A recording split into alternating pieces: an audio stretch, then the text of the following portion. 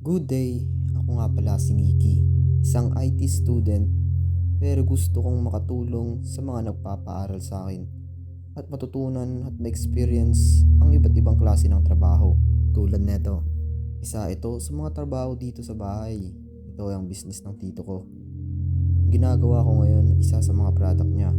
Siyang tumutulong at tumutugon sa mga gastusin namin dito na hindi niya pinagkakait sa amin.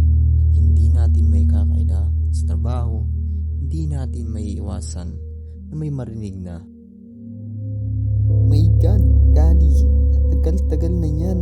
Pero yung matagal na yun, nandito pa rin! That was just one mistake. Inuna ko lang kasi yung iba, kaya napag-iwanan yan.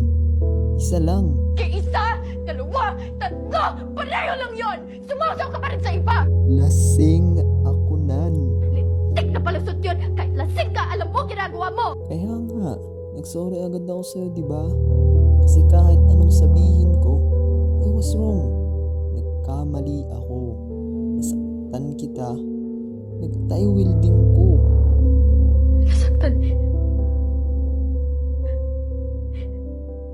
Kayong mga lalaki. Oh, kaming mga lalaki.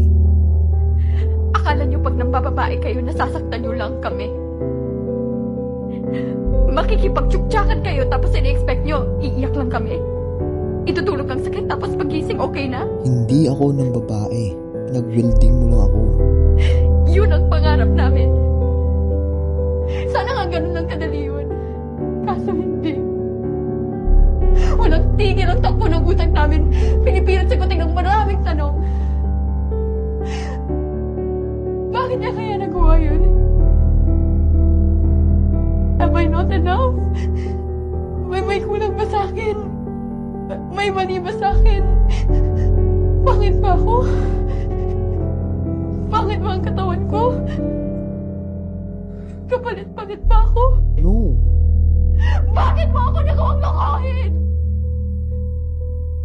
Sinabi ko lang naman na okay na. Okay ng pagka-purweld.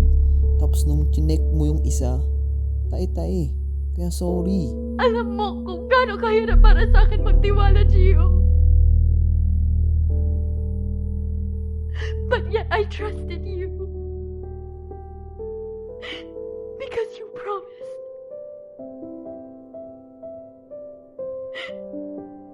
Nangako kang hindi mo ko sasaktan.